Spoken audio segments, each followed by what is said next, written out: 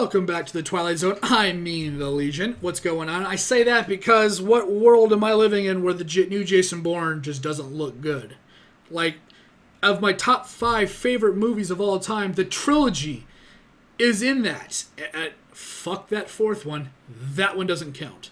But the trilogy, man, some of my favorite movies, it's action, it's suspenseful, it's a political thriller, which I love those. So if you're like a big anime fan or you've never seen anime before, Ghost in the Shell is a great anime. If you're looking for something funny, Desert Punk, also one of the funniest things ever, right after FLCL. Don't watch Attack on Titan. That's great. It's cool. It's a novelty. It's good for the first half season. It's just kind of crazy, but it's not my recommendation for, hey, you've never seen this before? Watch that. If you're looking for something long to watch, you want something great, check out the first season of Full Metal Alchemist. Why am I talking about anime? Okay, so in the first Jason Bourne trailer, I mean, I was really, like, what world do I live in where Independence Day 2 looks better than Jason Bourne? I don't understand that. I just don't. And Jason Bourne, a lot of it looked good. It's just that one dude goes, oh my god, it's Jason Bourne. I'm like, wow, that's the exact same thing that happened in the last 2 movies. Thanks for bringing it back for the 4th one, you fuck. Like, that's how I felt. I was upset that this dude delivered the same line with fucking no blah blah. God damn it, let's get into it. Okay, I'm already liking this. This is already a great trailer. Let's just get into this right now. Jesus Christ, that's Jason Bourne. Worst part ever. Just ruins everything. Okay. Every airport I'm in, or every time I'm walking down a street and somebody stops me, that's the first question. Are you going to do another one of those Bourne movies? Really? Oh, this is cool. I love making these movies. He's my favorite actor of all time. Followed around by Jason Bourne. I like Jason Bourne. It's been a defining role in my life. So, I mean, I've always been incredibly grateful for giving me the part, 16 years ago. Action! 2002, baby. It's good to see Matt back. I'm excited to be working on a Paul Greengrass movie again.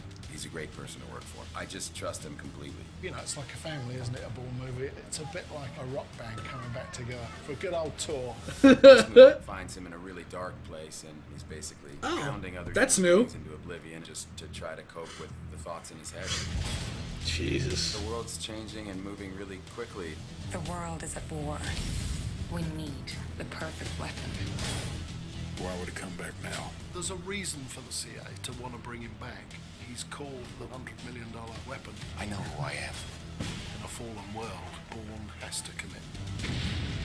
This is gonna be so good, I hope. I pray this is gonna be good. Because you are Jason Bourne. This time he gets all the answers to that original question of identity. So that's really, really exciting. I remember everything. Remembering everything doesn't mean you know everything. It is a big Jason Bourne movie, bigger than we've ever done. Yes. Jesus Christ. Wow. July? Oh my god, it's coming out soon. Now, I've never met that guy, but he just seems like one of my favorite people ever. He's a guy that marries somebody that necessarily isn't in the spotlight. I don't think at all. I don't think she's a writer for anything. I think she's just a civilian, as they call them. She's just a normal, down-to-earth person. Doesn't live in Hollywood. He just seems like a really, really awesome human being. Not the actor. Screw all that. Just as a person. He looks like a cool dude.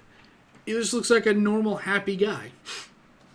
And, the thing he does on Kimmel, that whole running gag, is one. I don't watch Kimmel. I'm like more of a Fallon kind of guy, if I even watch those shows anymore, which I don't really. I don't have the time.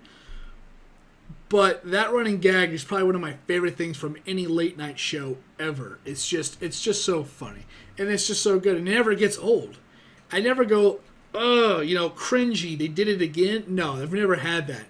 The one with Ben Affleck, go look that up. If you've never seen the interview after, I believe, the Oscars or somewhere around there, or maybe after, it was after the Batman v Superman or right before it came out, and he came out as looking like one of the guy, the Chaplin looking dude with the really fat one, and he sits down, they're like, what's going on? And he take off the suit, and it's fucking Matt Damon on his chest, on Ben Affleck's chest. You're like, oh shit, dude, I didn't even think about that.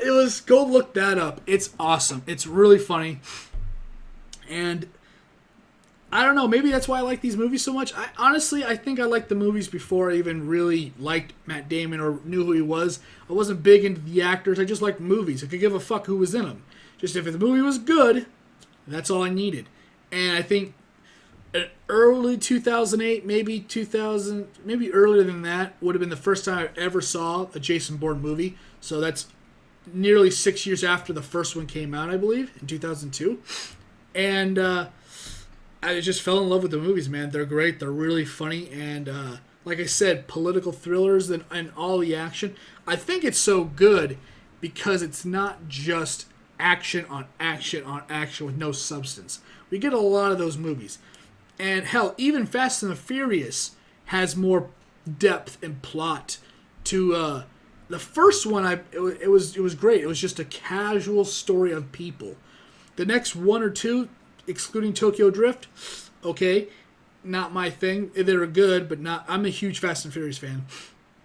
And then the next one started getting into crazy, like a few of the earlier in the middle, like 5, 6, or 6, 7-ish, kind of got very action and really nothing else. And then it was the end of the last one after R.I.P. Paul Walker died, that had a little bit more of a story to the family side of things. And it's just, there's so many movies out there that just have action and nothing else. And I believe that Jason Bourne, along with Fast and Furious, and a lot of those other ones, they're action-packed, crazy thrillers of that nature, but with some depth to them. And I think those are some of the best movies ever. But you can get the typical, like, dumb blonde movie, which I don't mean that actually as a dumb blonde, but an action movie that has nothing else to it, that is just action for the sake of action, is like the stereotypical dumb blonde. There's nothing beyond the surface. And then that's it. But when you can take that whole thing of the typical nothing underneath, but then give it some depth, I think that's really, really good. I think that shows great writing, and I'm a huge fan of that. And I'm going to end it right there because the video's getting already long, and I've already done a few long ones, and I don't want to make these long, 10-plus minute videos. So, with that being said, if you want to talk about anything you want to talk about involving movies, games, whatever, if you want to talk about The Bourne, you want to talk about just the movies in general and what depth you think and you found in whatever movie you love, let me know. I'd love to see and love to hear you all in the comments down below. If you like the video, you like the content here, give it a thumbs up. If you plan on sticking around and being a part of the Legion, you can always subscribe or share. Remember, it's completely up to you. It does help me out, though, and I do appreciate that. And I'll just say thanks for watching. Thanks for hanging out. Once again, my name is Azrael. And I'll see you guys on whatever video I'm doing next. Later.